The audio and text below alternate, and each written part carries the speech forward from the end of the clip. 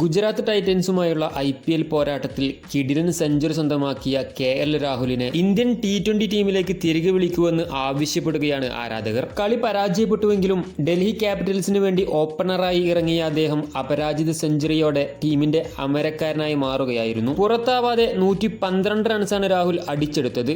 വെറും 65 ബോളുകളിലാണിത്.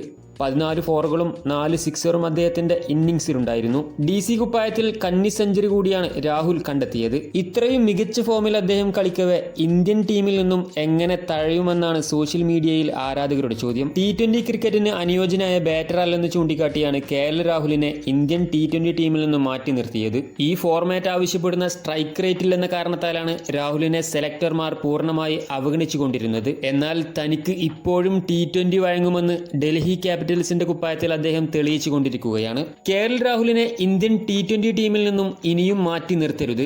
തീർച്ചയായും അദ്ദേഹത്തെ ടീമിലേക്ക് തിരിച്ചു വിളിച്ചേ തീരൂ. T20യിൽ ഇന്ത്യൻ വിക്കറ്റ് കീപ്പർ സ്ഥാനത്തേക്ക് ഏറ്റവും ബെസ്റ്റ് ഇപ്പോൾ രാഹുലാണെന്നും ആരാധകർ ചൂണ്ടിക്കാട്ടുന്നു. അടുത്ത വർഷത്തെ ICC T20 വേൾഡ് കപ്പിൽ അദ്ദേഹം തീർച്ചയായും വേണം. ബാക്കപ്പായി സഞ്ജു സാംസണിനെയും ഉൾപ്പെടുത്താമെന്നാണ് പല ആരാധകരുടെയും വാദം. ഇക്കാര്യത്തിൽ ഇന്ത്യൻ പരിശീലകൻ ഗൗതം ഗംഭീറും ഇടപെടണമെന്നും ആരാധകർ പറയുന്നു.